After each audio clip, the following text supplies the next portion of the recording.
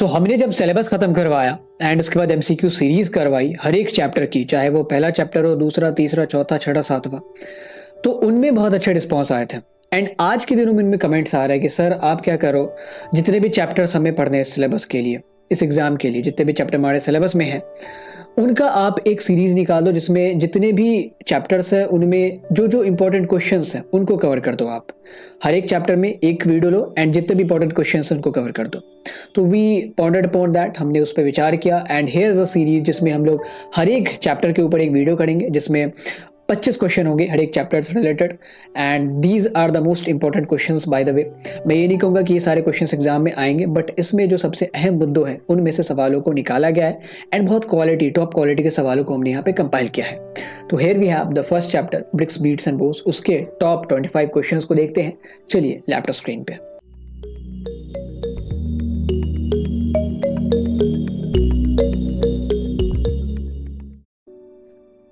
So here we have the important questions of class 12th history, chapter 1, bricks, beats and bones, eat, मनके और अस्थियाँ।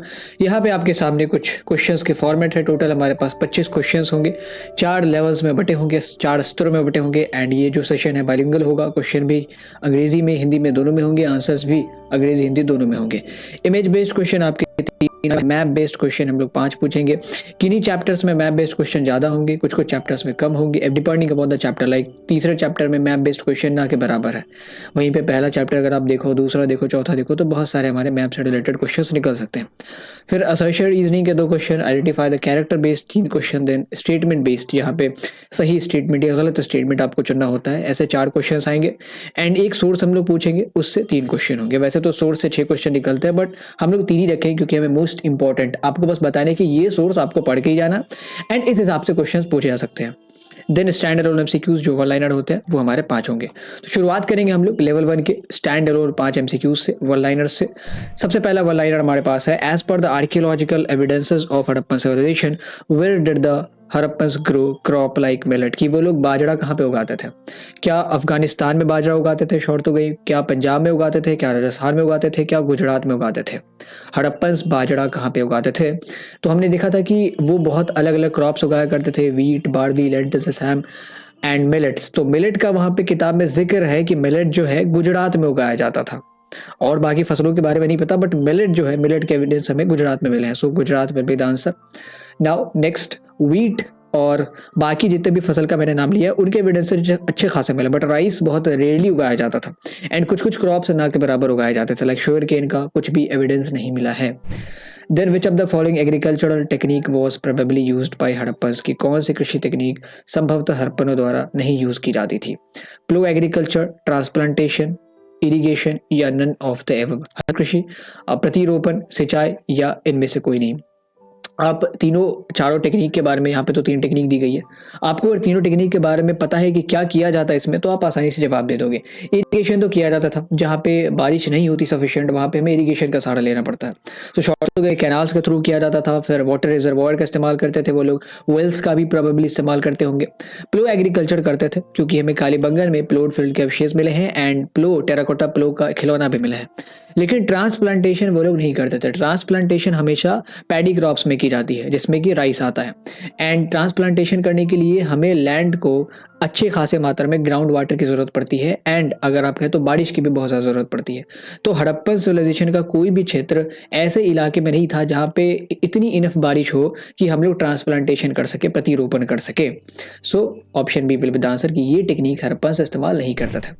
Then when it comes to town planning, then the standardised bricks of Harappa were in the ratio of, कि ये जो ईंट होते थे उनका ratio क्या था, उनका अनुपात क्या था?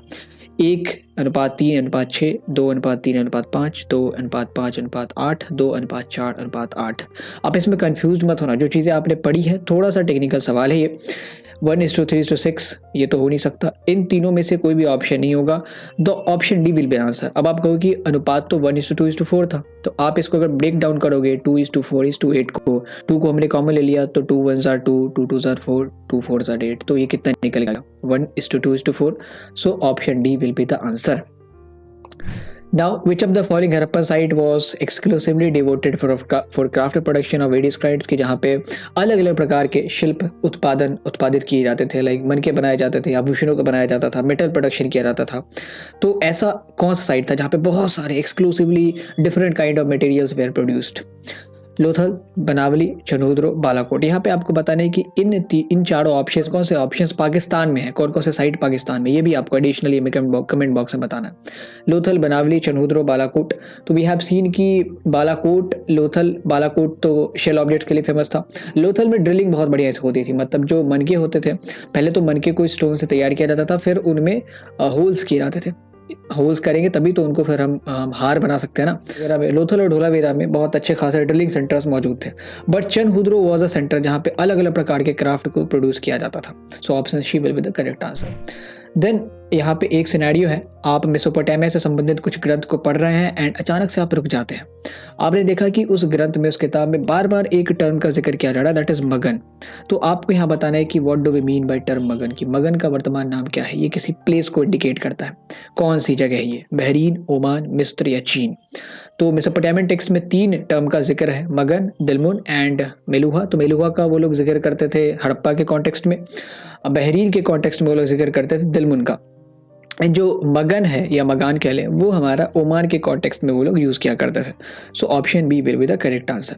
अब 5 हमारे स्टैंड अलोन एमसीक्यूज हो गए. अब चलते हैं लेवल 2 में. यहाँ पे आपके सामने 10 क्वेश्चन होंगे. Identify the character based, statement based and image based question. शुरुआत करते हैं इमेज बेस्ड क्वेश्चन से. यहाँ पे आपके सामने एक शहर का खाका दिया गया, शहर का नाम बताना है आपको. हड़प्पा, गरवेरीवाला, चनहुद्रो, मोहनजोदड़ो. चूंकि मैं ये वीडियो बहुत जल्दी में बना रहा हूँ, एक्सप्लेनेशन भी जल्दी में दे रहा हूँ, तो आपका क्या यहाँ पे फर्ज है कि आप वीडियो, क्वेश्चन जब आता है आपके सामने तो आप वीडियो को पॉज कर लें, देन अटेम्प्ट द क्वेश्चन. ठीक है. हड़प्पा, गरवेरीवाला, चनहुद्रो एंड मोहनजोदड़ो. तो ये जो हमारा साइट है, यहाँ पे आप देखें सिटाडल है एंड यहाँ पे लोअर टाउन है. एंड आपके पूरे किताब में केवल एक ही साइट को ऐसे दर्शाया गया है, एक ही साइट का पूरा का पूरा नक्शा दिया गया है, दैट इज मोहनजोदड़ो. बिकॉज ये सबसे बड़ी सिटी थी हड़प्पा सिविलाइजेशन की अभी तक के टिल डेट. आगे कहा जाता है कि मे बी राखीगढ़ी शायद इस टाइटल को सरपास कर ले, और सबसे बढ़िया से प्लान्ड भी थी. और मोहनजोदड़ो में हमें सिटी टाउन प्लानिंग के बहुत अच्छे खासे अवशेष मिलते हैं. So this city is Mohenjodaro, this site is Mohenjodaro. Now यहाँ पे आपको एक पर्सनैलिटी को पहचानना है. हमने कुछ क्लू दिया है. He was known as the father of Indian archaeology. वो पहले हमारे डीजी बने, महानिदेशक बने एएसआई के, आर्कियोलॉजिकल सर्वे ऑफ इंडिया के. एंड वो हड़प्पा की मोहरों की व्याख्या करने में, इंटरप्रेट करने में, उनके पास मोहरें तो पहुंची थी but he was unable to interpret them. तो ये तीनों साइंस से आपको बताना है कि कौन है ये personality. SN. Roy, Alexander Cunningham, sir John martial या अर्नेस्ट मैके. जब भी एएसआई की बात आती है, भारतीय पुरातत्व विभाग की बात आती है, तो आप एक चीज़ हमेशा याद रखनी है कि इसको स्थापित किया गया था 1861 में and the key person was Alexander Cunningham. बस एक क्लू काफ़ी है इस क्वेश्चन को सॉल्व करने के लिए. अलेक्जेंडर कनिंघम का बहुत बड़ा रोल है and he was the founder, he was the first director general of ASI. And बाकी ये जो क्लूज़ है वो इनसे रिलेटेड ही है कि हड़प्पा की मोहरें यहाँ तक पहुँची थी, लेकिन उनको लगता था कि हड़प्पा जो है वो महाजनपद का पार्ट नहीं होगा, इसीलिए उन्होंने इसमें इंटरेस्ट ही नहीं दिखाया, क्योंकि ये महाजनपद की हिस्ट्री में ज़्यादा इंटरेस्टेड थे. इनके हिसाब से जो इंडिया की हिस्ट्री है वो 600 BC के अराउंड शुरू हुई है, जब गैंगेटिक प्लेन्स में छोटे छोटे महाजनपद उभर के सामने आते हैं, जिनके बारे में अगले चैप्टर में हमने पढ़ा है. एंड बाय द वे अगले चैप्टर का भी आप क्विक रिवीजन आज देख पा रहे होंगे. एंड अगर आपको इन सारे क्वेश्चंस को बढ़िया तरीके से सॉल्व करना है, बहुत सारे सैम्पल पेपर्स आपने लगाए हैं बट वो एक्यूरेट नहीं थे आपके हिसाब से, तो you can also use our sample paper, you can also have our sample paper. आप हमारा सैम्पल पेपर भी ले सकते हैं. डिस्क्रिप्शन बॉक्स में हमने गूगल फॉर्म का लिंक दे दिया, वहाँ पे अपने डिटेल्स सबमिट करें. एक छोटा सा पेमेंट है 49 रुपीज़ का, उसको पे करने के बाद सैम्पल पेपर आपको आपके मेल पे डिलीवर कर दिया जाएगा. नाउ यहाँ पे एक इमेज है. This artifact has been discovered from Mohenjodaro. इसका नाम बताएं आप. ये मोहनजोदड़ो से खोजा गया है. What is the name of this artifact? क्या इसे आर्कियोलॉजिस्ट ने किंग नाम से पुकारा, क्या इसे चीफ अध्यक्ष कहा, क्या इसे पृष्ठ पुजारी या पुजारी राजा, पुरोहित राजा? तो this artifact is very important when it comes to authority of civilisation, कि कौन रूल करता था. एंड ये मूर्ति शायद किसी खास आदमी की रही होगी, इसीलिए इतनी ज़्यादा अजीज़ बनाई गई है. तो आर्कियोलॉजिस्ट को लगता था कि जैसे मेसोपोटामिया में जो पुरोहित होते थे वही बाद में चल के अथॉरिटी बन जाते थे, क्योंकि टेम्पल्स के अराउंड पूरी की पूरी इकोनॉमी, पूरा का पूरा इकोसिस्टम डेवलप होने लगता था. तो उन्होंने सोचा कि प्रोबेबली शायद हड़प्पा में भी ऐसा ही होता होगा. That is why they named it as priest king और पुजारी राजा. ओके. एंड ये भी आप ध्यान में रखें कि we are not sure about the authority, कि कौन रूल करते थे, पुरोहित रूल करते थे या राजा रूल करते थे या जनता खुद ही रूल कर लेती थी, एनार्की था. तो इस पे भी अभी विवाद है, बहुत सारी अनसर्टेनिटी है। फिर अगेन आपको एक पर्सनालिटी को पहचानना है। क्लू ये है कि वह भारत में काम करने वाले पहले पेशेवर पुरातत्वविद थे एंड उन्होंने अनाउंस किया वर्ल्ड को हड़प्पा सिविलाइजेशन के बारे में। तो who is the correct personality? Ernest Mackay, Alexander Cunningham, Colin Mackenzie या सर जॉन मार्शल? यहाँ पे आपको एक चीज़ ध्यान में रखनी है कि अलेक्जेंडर कनिंघम भले ही हमारे एएसआई के पहले महानिदेशक थे, बट ये पेशेवर पुरातत्वविद नहीं थे, आर्मी बैकग्राउंड से थे। एंड यहाँ पे अगर बात करें पहले पेशेवर पुरातत्वविद की एंड जिन्होंने हड़प्पा सिविलाइजेशन के खोज की अनाउंसमेंट की, तो वो होते हैं जॉन मार्शल। जॉन मार्शल ने 1924 में हड़प्पन सिविलाइजेशन की डिस्कवरी को अनाउंस किया पूरे वर्ल्ड के सामने कि we have found a new oldest civilisation, एक नई पुरानी सभ्यता की खोज की है हमने, जो मेसोपोटामिया के कंटेम्पररी है या हो सकता है उससे भी पुरानी हो। Then we have the image, आपको इस इमेज का नाम बताना है, इस कलाकृति का नाम बताएं। हड़प्पन सिविलाइजेशन से रिलेटेड है ये कलाकृति। क्या इसे प्रिंसेस ऑफ मोहनजोदड़ो के नाम से कहा जाता है, हड़प्पा की रानी, देवी माँ या नन ऑफ द एबव? आपको मैं रीज़न भी बताऊंगा कि अगर इसको इस नाम से पुकारा गया है तो क्यों पुकारा गया है। तो सबसे पहले ये जान लेते हैं कि इस इमेज का नाम क्या डाला आर्कियोलॉजिस्ट ने। तो उन्होंने कहा इसको मदर गॉडेस, इसलिए कहा क्योंकि जब भी आर्कियोलॉजिस्ट किसी अनफेमिलियर चीज़ों से रूबरू होते हैं तो वो उसको, अर्ली आर्कियोलॉजिस्ट जो हमारे 18th 19th 20th सेंचुरी के आर्कियोलॉजिस्ट थे, वो जब भी ऐसी चीज़ों से रूबरू होते थे जो उनके लिए अनफेमिलियर थी, तो ऑफन वो उनको रिलीजियस मान लेते थे। तो उन्होंने जब देखा कि हड़प्पन सिविलाइजेशन में बाकी सारी जो आर्टिफैक्ट्स हैं वो मामूली दिखती हैं, लेकिन इनको खास तौर पे आभूषणों से लादा गया है, मुकुट भी पहनाया गया है, तो प्रोबेबली शायद इनकी धार्मिक महत्ता रही होगी, इनका कुछ रिलीजियस सिग्निफिकेंस रहा होगा, इसीलिए उन्होंने नाम दे दिया मदर गॉडेस, देवी माँ। Now the next question, which of the following statements regarding the city of Mohenjodaro is not correct? City of Mohenjodaro के रिगार्डिंग, पहला कि ये 200 हेक्टेयर में फैला हुआ था। देन जो इनके स्ट्रीट्स थे वो राइट एंगल पे इंटरसेक्ट करते थे। Then the house of city has no windows in the wall along the ground level, मतलब ग्राउंड फ्लोर पे जितने भी घरों के दीवार होते थे उनमें खिड़कियाँ नहीं लगाई जाती थी। The great bath was located in lower town of the city, की जो ग्रेट बाथ था वो मोहनजोदड़ो के लोअर टाउन में लोकेटेड था। 2 पार्ट में था ना, सिटाडेल और लोअर टाउन। तो यहाँ पे कौन कौन से जो कथन हैं वो आपके हिसाब से सही नहीं है, नॉट करेक्ट। तो अगर आप एक एक करके एनालाइज करेंगे तो पहला जो कथन है उसमें क्या कहा गया है, 200 हेक्टेयर्स तक ये फैला हुआ था, तो मोहनजोदड़ो इतना बड़ा नहीं था, मोहनजोदड़ो केवल 125 हेक्टेयर तक फैला हुआ था। सेकंड की के स्ट्रीट्स राइट एंगल पे इंटरसेक्ट करते थे, तो वो करते थे क्योंकि स्ट्रीट्स ग्रिड पैटर्न पे बनाए गए थे। आप देखिए किस एंगल पे वो इंटरसेक्ट कर रहा है, this is the grid pattern, ये हमारा ग्रिड पैटर्न होता है। तो obviously the streets were intersecting each other at right angle, ठीक है, तो ये हमारा सही है। Then the house of city has no windows in the walls, की जो ग्राउंड फ्लोर पे वॉल्स बनाए जाते थे, क्योंकि कोई भी राह चलता हुआ आदमी उन वॉल्स पे अगर खिड़कियां बनाई जाती तो अंदर चीज़ों को देख सकता था, इसीलिए उन्होंने प्राइवेसी का कंसर्न करते हुए ग्राउंड फ्लोर पे जो भी दीवार थी उनमें खिड़कियां नहीं लगवाई थी, because Harappans were so much concern about the privacy. तो दूसरा और तीसरा स्टेटमेंट हमारा सही है। एंड चौथा गलत है कि ग्रेट बाथ लोअर टाउन में नहीं लोकेटेड था, सिटाडेल में लोकेटेड था। जितनी भी स्पेसिफिक चीज़ें थी, जितनी भी सेरेमोनियल चीज़ें थी, वो सारी चीज़ें सिटाडेल में लोकेटेड होती थी। तो पहला और चौथा स्टेटमेंट हमारा गलत है, so option C will be our answer. Now 12वें क्वेश्चन पे चलते हैं, which of the following statements are correct, कौन कौन से कथन सही है। तो पुरातत्वविदों को हड़प्पा और चौड़तुगे में विशेष अभ्यास के प्रमाण मिले हैं, मतलब स्पेशलाइज्ड ड्रिल्स मतलब जहाँ पे छिद्र किए जाते थे, मनकों में होल किया जाता था। मनके कैसे बनाए जाते थे, एक स्टेटाइट हमने लिया, स्टेटाइट बहुत सॉफ्ट मटेरियल होता था, तो उसको हमने एक मनके की गोली में तब्दील किया और उसको सूखने के लिए दे दिया। जब वो टाइट हो गया तो उसमें हम लोग क्या करते थे, होल करते थे, ठीक है। अब वो होल करने के लिए स्पेशलाइज सेंटर्स होते थे। Then craft production was done in large cities too, कि शिल्प उत्पादन बड़े शहरों में भी होता था। Shell was procured from Nageshwar and Balakot, की शंख जो है नागेश्वर और बालाकोट से मंगाया जाता था। Harappan got the gold from northern plain, की उत्तरी क्षेत्रों से उन्होंने सोना प्राप्त किया। इन चारों में से कौन सा कथन सही है? तो पहला कथन जो है वो कंप्लीटली इनकरेक्ट है, क्योंकि विशेष ड्रिल्स जो है मतलब स्पेशलाइज्ड जो छिद्र करने वाले सेंटर्स थे वो धोलावीरा में लोकेटेड थे, लोथल में लोकेटेड थे, चनउद्रो में भी लोकेटेड थे। चनउद्रो तो आपका हब था, क्राफ्ट प्रोडक्शन से रिलेटेड सारी चीज़ें वहाँ पे होती थी। तो पहला स्टेटमेंट हमारा गलत है, पहले स्टेटमेंट का जिक्र ऑप्शन सी में इसको हटा दें। Then craft production was done in large cities too, agree, Harappa Mohenjodaro में भी हमें विशेष मिले क्राफ्ट प्रोडक्शन के। Shell was procured from Nageshwar Balakot, ये भी सही है, क्योंकि नागेश्वर और बालाकोट का कोस्टल एक्सेस था, समुद्री तटों किनारे ये बसे हुए थे, तो यहाँ से शंख आसानी से प्राप्त हो जाते थे। चौथा भी हमारा गलत ही है, दूसरा और तीसरा सही है, चौथा गलत है, क्योंकि गोल्ड साउथ इंडिया से मंगाया जाता था, ना कि नॉर्दर्न प्लेन से। तो केवल यहाँ पे दूसरा और तीसरा स्टेटमेंट सही है, तो option D will be our answer. Now moving to the next question, ये हमारा आइडेंटिफाई द कैरेक्टर वाला क्वेश्चन है। यहाँ पे एक स्टेटमेंट दिया गया है, आपको बता दें कि ये स्टेटमेंट किसने कहा है। Who among the following is mentioned here. Statement में क्या कहा जा रहा है, he recognised that it was necessary to follow the stratigraphy of the mount rather than dig mechanically along uniform horizontal lines. उन्होंने माना कि समान क्षैतिज रेखाओं के यांत्रिक रूप से, मतलब मैकेनिकली आंख बंद करके हम हॉरिजॉन्टली अगर खोद रहे हैं तो वो हमें नहीं करना चाहिए, हमें प्रॉपर स्ट्रैटिग्राफी जो जियोलॉजी के अकॉर्डिंग होता है वो फॉलो करना चाहिए। तो स्ट्रैटिग्राफी के ऊपर किसका जोर था, किस पर्सनैलिटी को यहाँ पे उल्लेखित किया जा रहा, मेंशन किया जा रहा।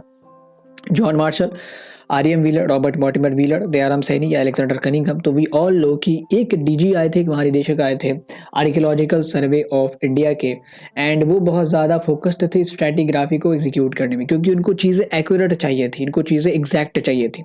तो आर.एम. व्हीलर वो आदमी है जो 1944 में महानिदेशक बनते हैं, and he implemented the system of stratigraphy. पहले सिंपली हॉरिजॉन्टली खुदाई होती थी, एक हमने साइड चुना और उसमें हॉरिजॉन्टली खोदते चलेगा, ठीक है, एक लेयर्स बना के। इन्होंने कहा कि तुम जो खोद रहे हो, जितनी भी डेप्थ में खोद रहे हो, एक लेयर बनाते हो, ज़रूरी नहीं कि उस हिसाब से चीज़ें दबी हो, हमें स्ट्रैटिग्राफी का फॉलो करना चाहिए। जहाँ पे हमें एक टाइम पीरियड के ऑब्जेक्ट्स मिल रहे हैं उनको वहाँ तक खोदो, फिर जब नेक्स्ट टाइम पीरियड के ऑब्जेक्ट मिलने शुरू हो जाए तो रुक जाओ, ठीक है, पहले उनको हम बाहर निकाल लेते हैं, फिर उन लेयर्स को खोदना शुरू करेंगे। So R M. Wheeler was the person. Now 14th, identify the correct statement, जो सही कथन उनकी पहचान करे। Higher weights of Harappa civilization follow the decimal system, दशमलव प्रणाली को फॉलो किया। मेलुआ कहा जाता था मेसोपोटामियन टेक्स्ट में हड़प्पा को। देन हड़प्पा सिविलाइजेशन में जो वेट्स बनते थे वो लाइमस्टोन, चूना पत्थर के बनते थे। तो इन तीनों में से कौन सा कथन सही है, पहला, दूसरा, तीसरा में तीसरा तो कंप्लीटली गलत है। अगर आपने वेट के बारे में हल्का भी पढ़ा है तो हड़प्पा सिविलाइजेशन के वेट्स चर्ट नाम के पत्थर से बनाए जाते थे, ना कि चूना पत्थर से। द सेकंड स्टेटमेंट सही है, हमने कहा कि 3 जगहों का जिक्र है मेसोपोटामियन टेक्स्ट में। मेलुहा, हड़प्पा को मेलुहा नाम से कहा जाता था, ओमान को मगान नाम से, एंड बहरीन को दिलमुन। तो दूसरा स्टेटमेंट हमारा सही है, पहला भी हमारा सही है। Higher weights followed the decimal system, and जबकि जो छोटे वेट्स होते थे, जैसे ज्वेलरी को नापा जाता था, बीड्स को नापा जाता था, वो बाइनरी में होते थे, 1 ग्राम, 2 ग्राम, 4 ग्राम। उस जमाने में अगर ग्राम यूनिट रही होगी तो इस हिसाब से 1, 2, 4, 8, 16, 32, 64, 128, ठीक है। तो इस हिसाब से पहला दूसरा हमारा सही है, तीसरा गलत है, क्योंकि weights were weight of a chert stone. हमारे 15वें क्वेश्चन के ऊपर यहाँ पे कुछ स्टेटमेंट दिए गए, आपको बताने की कौन सा स्टेटमेंट यहाँ पे सही नहीं है, मतलब गलत स्टेटमेंट को चुनना है। पहला कि दयाराम सैनी और राखालदास बैनर्जी ने क्रमशः हड़प्पा और मोहनजोदड़ो की खुदाई करी, यानी कि दयाराम सैनी ने हड़प्पा एंड मोहनजोदड़ो की खुदाई राखालदास बैनर्जी ने करी। Then early archaeologist thought that certain object जो उनको अनफेमिलियर लगते थे उनका रिलीजियस इंपॉर्टेंस रहा होगा। Harappan had devotion towards nature की, वो प्रकृति के प्रति उनकी भक्ति थी, पूजा करते थे। Then the evidence of fire altars, यानी कि जो अग्नि वेदिका होती है जहाँ पे यज्ञ वगैरह किए जाते थे, उनके एविडेंसेस हमें मिले हैं लोथल और कालीबंगन साइड पे। इन चारों में से कौन सा कथन सही नहीं है, गलत है, वो चुनना है। पहला, दूसरा, तीसरा, चौथा, चारों कथनों को पढ़े and then make your answer. तो अगर पहले स्टेटमेंट को पढ़ेंगे तो that is correct, Dayaram Sahni, Harappa and Rakhaldas Banerjee, Mohenjodaro, इन दोनों ने रिस्पेक्टिवली इसकी खुदाई करी थी। एंड जितने भी पुराने आर्कियोलॉजिस्ट होते थे, जब वो ऐसी चीज़ों से उनका सामना होता था जो कि उन्हें लगता था कि अनफेमिलियर है उनसे, अब तक उन्होंने नहीं देखा है, या जो भी चीज़ इसके इस कॉन्टेक्स्ट में हमें मालूम है उससे रिलेटेड नहीं है, तो वो ऐसा मानते थे कि ये इसकी कोई धार्मिक महत्वता रही होगी। इसका एग्जाम्पल हमने देखा मदर गॉडेस की मूर्ति के नामाकरण में। सेकेंड स्टेटमेंट भी हमारा सही है। Then Harappans had devotion towards nature, ये भी सही है। ऐसा हम लोग क्यों कहते हैं, क्योंकि हमने देखा ऑफन वो लोग स्लीव्स में प्लांट्स को दर्शाते थे, तो प्लांट मोटिव्स को दर्शाना मतलब शायद वो लोग नेचर को वर्शिप करते होंगे, ऐसा भी कयास लगाया जाता है। तो तीसरा स्टेटमेंट भी सही है, एंड चौथा तो हमारा सही है ये कि अग्नि वेदिकाओं के जो अवशेष है वो लोथल और कालीबंगन दोनों जगहों पे ही मिले हैं। तो यहाँ पे कोई भी कथन गलत नहीं है, so option D will be our answer. So इस तरीके से हमारा लेवल 2 खत्म होता है। होप कि आपने सारे क्वेश्चन अटेम्प्ट किए होंगे। And now moving to the level 3, स्तर 3 पे चलते हैं। यहाँ पे एसोसिएशन रीजन का पहला सवाल है हमारा, Harappan scripts have helped archaeologist to reconstruct the history of Indus valley civilisation, और जो टोटल नंबर ऑफ साइंस है हड़प्पन स्क्रिप्ट में वो 400 है। हड़प्पा की लिपियों ने पुरातत्वविदों को सिंधु घाटी सभ्यता के इतिहास के पुनर्निर्माण में मदद की है, और इन लिपि में जितने साइंस है उनकी संख्या तकरीबन 400 के अराउंड है। तो आपको बताना है कौन सा सही है कौन गलत है, ए, बी, सी, टी। यहाँ पर अगर बात करें दोनों को पहले देख लेते हैं कि असर्शन रीजन दोनों सही है या नहीं है। तो असर्शन का स्टेटमेंट हमारा गलत है, क्योंकि हड़प्पन स्क्रिप्ट्स ने अभी तक कोई भी मदद हमारी नहीं करी है हड़प्पा की हिस्ट्री को रिकंस्ट्रक्ट करने में, क्योंकि हड़प्पन स्क्रिप्ट्स को अभी तक हमने डिसाइफर ही नहीं किया है। तो assertion statement is wrong, and reason का जो स्टेटमेंट है वो सही है, क्योंकि हड़प्पन साइंस जो है अराउंड 400 के नंबर्स में अभी तक हमने जो एस्टिमेट किया है वो है। तो रीजन का statement is true and assertion का statement is wrong. So is false R is true. Option D will be our correct answer. Now moving to the next question. ये अगेन आपका असर्शन रीजन का है. Harappan sent expeditions to Khetri region of Rajasthan to get copper. वो लोग राजस्थान का एक Khetri reason है, वहाँ पे भेजा करते थे अपने आदमियों को कॉपर लाने के लिए. एंड रीज़न में दिया कि कॉपर जो है वो स्थानीय स्तर पर उत्पादित नहीं किया जाता था. मतलब हड़प्पन सिविलाइजेशन में जितने भी साइट्स थे, हड़प्पन सिविलाइजेशन के साइट्स, वहाँ पे किसी भी साइट में कॉपर नहीं उगता था. उगता मतलब नहीं मैन्युफैक्चर किया जा सकता था या प्रोड्यूस होता था. So that was the scenario. तो आपको यहाँ पे पहले दोनों की सत्यता की जांच करनी है, authenticity, then make the answer. तो ऑथेंटिसिटी की अगर जांच हम लोग करेंगे तो ये असर्शन का स्टेटमेंट सही है. वो राजस्थान में एक्सपेडिशंस भेजा करते थे कॉपर के लिए. एंड रीज़न भी सही है, कॉपर उनके यहाँ लोकली प्रोड्यूस नहीं किया जाता था. एंड अगर आप देखेंगे तो चूंकि कॉपर उनके यहाँ लोकली प्रोड्यूस नहीं किया जाता था, इसीलिए तो उन्हें बाहर राजस्थान के खेतरी रीजन में भेजने की ज़रूरत पड़ती थी कि हमें कॉपर चाहिए, क्योंकि कॉपर से ब्रॉन्ज बनाया जाएगा एंड फिर इनसे अलग अलग टूल्स और जो छोटे छोटे हमारे ऑर्नामेंट्स वगैरह उनको बनाएंगे हम लोग. तो चूंकि कॉपर लोकली नहीं प्रोड्यूस किया जाता था, that is why they were forced to send expedition to Khetri region. तो यहाँ पे ए और आर दोनों करेक्ट भी है, और आर जो है वो एक असर्शन के स्टेटमेंट को, रीजन जो है असर्शन के स्टेटमेंट को एक्सप्लेन भी कर रहा है. So option A will be the correct answer. Now अब हमें एक सोर्स को पढ़ना है. Read the following source carefully and answer the given questions. Source में ये है वेयर आर और वेयर दिस टाइटल्स की ये गढ़ कहाँ है, कहाँ थे. पहले तो ये माना जाता था कि पौराणिक है, मैथोलॉजिकल है, बट हाल ही में हड़प्पा की खुदाई ने तस्वीर को बदल दिया है. यहाँ पे हमने देखा कि बहुत बड़े बड़े बिल्डिंग्स बनाए गए हैं, स्ट्रक्चर्स बनाए गए हैं और बहुत एडवांस्ड सिविलाइजेशन है. और आपको क्या लगता है कि इस सिविलाइजेशन को ख़त्म करने में क्या क्लाइमेट चेंज या इकोनॉमिकल चेंज या पॉलिटिकल डिटोरिएशन का हाथ है? वो जो नरेटर है वहाँ पे वो ये कह रहा है कि भले ही क्लाइमेट चेंज या पॉलिटिकल डिटोरिएशन या इकोनॉमिकल इनस्टेबिलिटी ने इस सिविलाइजेशन को कमज़ोर किया होगा, बट इसको ख़त्म किया है किसी मास लेवल की डिस्ट्रक्शन ने. एंड हमें कुछ एविडेंस मिले हैं कि जो मेल्स थे, जो फीमेल्स थे, जो किड्स थे, उनका नरसंहार हुआ था, उनको मैसैकर किया गया था. एंड अगर हम टेक्सचुअल एविडेंस की बात करें तो इंद्र को यहाँ पे एक्यूज़ किया रहा था. Indra stands accused. इंद्र शायद किसी गॉड को वो लोग रेफर करते होंगे. तो उनको यहाँ पे साक्ष्य के आधार पर आरोपी माना जाता है, क्योंकि ऋग्वेद में इंद्र को पुरेंद्र नाम से मेंशन किया गया है. पुरेंद्र मतलब क्या होता है? गढ़ को डिस्ट्रॉय करने वाला. तो गढ़ डिस्ट्रॉय करना मतलब शायद इन्होंने ही हड़प्पा और मोहनजोदड़ो जैसे शहरों में जो सिटाडल था, जो गढ़ था, उसको डिस्ट्रॉय किया होगा एंड इतने सारे लोगों को मारा होगा, मैसैकर किया होगा. अब इससे रिलेटेड सवाल है, क्वेश्चन है, 3 ही सवाल होंगे.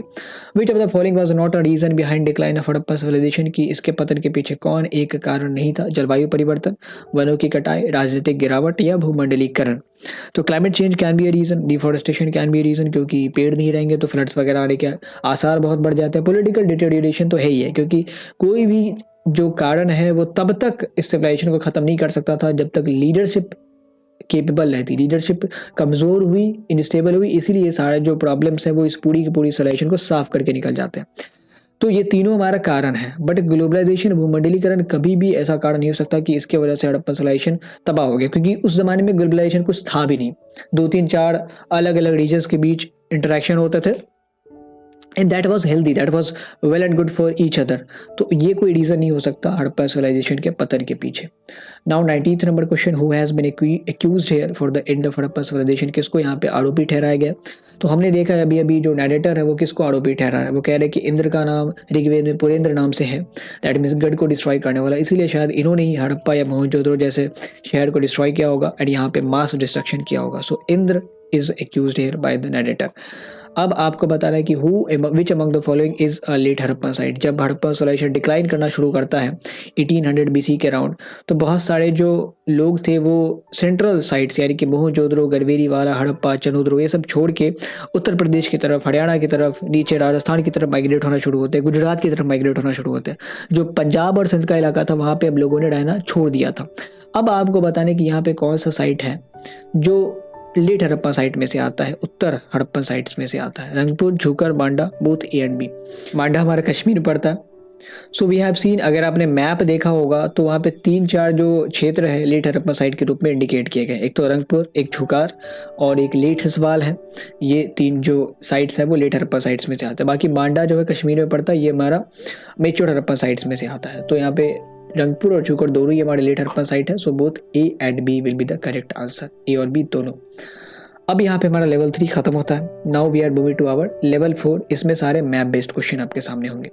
तो मैप बेस्ड क्वेश्चन में सबसे पहला क्वेश्चन यहाँ पे हमने ए जो यहाँ पे पॉइंट है, ए पॉइंट से किसी एक प्लेस को यहाँ पे इंडिकेट करा है, उस प्लेस के बारे में। मैप से रिलेटेड क्वेश्चंस में आपको कंफ्यूज इसलिए भी नहीं होना है क्योंकि मैप से रिलेटेड क्वेश्चन में हमेशा आपको एक स्पेसिफिक इन्फॉर्मेशन दिया जाएगा। यहाँ पे हमने एक प्लेस को मार्क किया ऐसे, एंड उस प्लेस के बारे में स्पेसिफिक इन्फॉर्मेशन ये है कि वहाँ पे वाटर रिजर्वॉयर के एविडेंस मिले हैं। तो अगर आपको ये भी पता है कि वाटर रिजर्वॉयर के अवशेष कहाँ मिला है, still then you will be able to solve the question. तो लोथल, कालीबंगन, धोलावीरा और बनावली, ये 4 हमारे पास ऑप्शंस हैं। एंड वी ऑल नो कि वाटर रिजर्वॉयर के अवशेष कहाँ मिले थे। देखो मैप बेस्ड क्वेश्चन 2 तरीके से सॉल्व करते हैं। पहले तो ये डिमार्केट कर लो कि ये जो क्षेत्र है, ये जो प्लेस है, वो किस राज्य में पड़ता है। तो दिस इज इन गुजरात, ठीक है। तो एक चीज़ तो पहले ये हमें पता करनी है, देन जो स्पेसिफिक इन्फॉर्मेशन है उससे हम काम कर देंगे। तो ये अगर गुजरात में है तो बनावली और कालीबंगन तो ऐसे ही चला गया क्योंकि ये दोनों गुजरात में ही पड़ते हैं। लोथल और धोलावीरा, इसमें से हम कंफ्यूज हैं। तो ये जो प्लेस है, ये ऐसा जगह है जहाँ पे वाटर रिजर्वॉयर मिला था। तो वाटर रिजर्वॉयर कहाँ पे मिला था, धोलावीरा में मिला। So option C will be the correct answer. पहले में ये पता लगाना है कि ये जगह किस स्टेट में पड़ता है, किस इंडियन स्टेट में पड़ता है। इतनी बेसिक जानकारी आपको मैप की होनी चाहिए। And then we will use the specific information. यहाँ पे फिर एक पॉलिटिकल मैप ऑफ इंडिया में ए नाम से हमने एक जगह को डिमार्केट किया, मतलब मार्क किया है। ये जो पॉइंट है ना, दैट इज ए। यहाँ पे लिखने से मतलब ये था नहीं कि यहाँ पे हो गया, जगह यही है ए जहाँ पे हमने यहाँ मार्क किया। और जो हमारे स्पेसिफिक इन्फॉर्मेशन है वो ये है कि इस जगह पे हमें प्लॉट फील्ड के अवशेष मिले हैं, जुताई वाले खेतों के साक्ष्य मिले हैं। जगह का नाम बताएं। बनावली, कालीबंगन, धोलावीरा, राखीगढ़ी। अब हमें देखना है कि इन चारों में से कौन कौन से जो ऑप्शंस हैं वो राजस्थान में गिरते हैं। तो बनावली, राखीगढ़ी और धोलावीरा, ये तीनों ही राजस्थान में नहीं है। केवल कालीबंगन ही यहाँ पे एक ऐसा ऑप्शन है जो राजस्थान में पड़ता है। So Kalibangan will be the answer, क्योंकि ये हमारा सोल ऑप्शन बच गया एलिमिनेट करने के बाद। एंड वैसे भी कालीबंगन में ही हमें प्लॉट फील्ड के अवशेष मिले थे, वहाँ पे फरोड फील्ड के अवशेष मिले थे, जहाँ पे ऐसा माना जाता है कि शायद वो लोग एक टाइम पे 2 क्रॉप्स उगाया करते थे क्यारियों में लगा लगा के। देन यहाँ पे अगेन एक साइड को हमने मार्क किया है ए से। एंड स्पेसिफिक इन्फॉर्मेशन ये है कि यहाँ से शेल ऑब्जेक्ट, जो शंख की वस्तु वगैरह होती थी, उनको प्रोड्यूस किया जाता था, उनको प्रोक्योर भी करते थे हड़प्पा। तो क्या ये बालाकोट है, क्या ये बनावली है, क्या ये लोथल है, क्या ये नागेश्वर है। आप सभी को पता है कि शेल ऑब्जेक्ट का प्रोडक्शन 2 जगहों पे सबसे ज़्यादा होता था, बालाकोट एंड नागेश्वर, क्योंकि ये दोनों ही कोस्टल एरियाज थे। बालाकोट हमारा पाकिस्तान में पड़ता है, तो this can not be the answer. And ये जो इलाका है दैट इज नागेश्वर, ये जो आप देख रहे हैं ना, दैट इज नागेश्वर। तो ये हमारा गल्फ ऑफ कच्छ है, ये गल्फ ऑफ कैम्बे पड़ता है नीचे, लोथल के नीचे gulf of Cambay and Nageshwar के ऊपर gulf of Kutch. So Nageshwar will be the correct answer. Now move to the second last question of this session. यहाँ पे अगेन ए से हमने एक जगह को मार्क किया है। एंड स्पेसिफिक इन्फॉर्मेशन ये है कि उस जगह से हड़प्पन्स कार्नेलियन प्रोक्योर किया करते थे। जो लाल कलर का स्टोन होता है कार्नेलियन, उसको वो लोग वहाँ से लिया करते थे। सो वो जगह कौन है, लोथल, धोलावीरा, कालीबंगन या नन ऑफ द अबव। कुछ कुछ स्पेसिफिक जगह है जहाँ से चीज़ों को लिया जाता था। लाइक राजस्थान से स्टेटाइट को लेते थे, राजस्थान में खेतरी रीजन था, वहाँ से कॉपर मंगाया जाता था, साउथ इंडिया से गोल्ड मंगाया जाता था।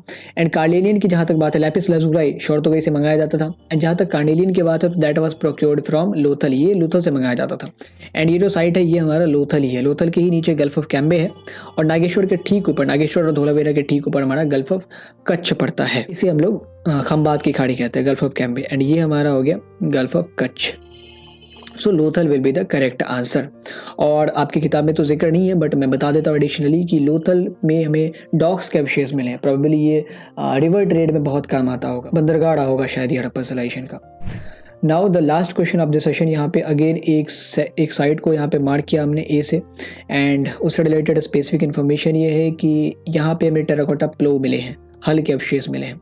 तो टेराकोटा हल का सबूत कहाँ पे मिला, उससे पहले हमें ये पता लगाना चाहिए कि ये जो प्लेस है वो किस स्टेट में पड़ता है। तो ये स्टेट हमारा पड़ता है हरियाणा, इसके ठीक ऊपर है पंजाब, लेफ्ट साइड में हमारा पड़ता है राजस्थान एंड राइट में Uttarakhand and UP. And Haryana में 2 ही जगह है हमारे पास, बनावली एंड राखीगढ़ी। मोहनजोदड़ो पाकिस्तान में है, गिरनार हमारा गुजरात में। अब राखीगढ़ी बनावली में से टेराकोटा प्लो के जो अवशेष हैं वो बनावली में मिले हैं। राखीगढ़ी भी हरियाणा में है लेकिन थोड़ा सा राइट में पड़ता है। बनावली एकदम हरियाणा के आप कह लो तो नॉर्थ वेस्टर्न पोर्शन में पड़ता है। So Banawali will be the correct answer. यहीं पे हमें टेराकोटा प्लो के अवशेष मिले हैं। So that's all in this session. ये जो क्वेश्चंस थे बहुत सोच समझ के तैयार किए गए थे, हर एक टाइप के क्वेश्चंस को हमने डाला था। हो सकता है कि अगले सेशंस में, जैसे चैप्टर 2 है तो चैप्टर 3 में मैप बेस्ड क्वेश्चन कवर है, तो उसमें हम लोग इमेज बेस्ड ज़्यादा लेके आ जाएंगे, या आइडेंटिफाई द कैरेक्टर, जो भी हमें लगता है कि इस चैप्टर से इन टाइप के क्वेश्चन के आने की संभावनाएं ज़्यादा है, तो हम लोग उस हिसाब से हर एक चैप्टर में चेंजेस करते रहेंगे। आपको वीडियो के शुरू में ही फॉर्मेट बता दिया जाएगा, जिस हिसाब से आप प्रिपेयर हो जाए कि अच्छा इस चैप्टर में इसको इतनी वेटेज मिलती है, यानी कि यहाँ पे 5 क्वेश्चन अगर मैप से आए हैं तो आपको इस चैप्टर का मैप तो प्रिपेयर करके जाना ही पड़ेगा एग्जाम में। सो that's all in the session. Hope कि आपने ये चीज़ एंजॉय करी होंगी। इसका PDF हम लोग डिस्क्रिप्शन बॉक्स में डाल देंगे, या आप अगर टेलीग्राम ग्रुप में हैं तो वहाँ पे भी आपको मिल जाएगा। Thank you for watching and make sure कि आप इस वीडियो को लाइक करें and please share the video.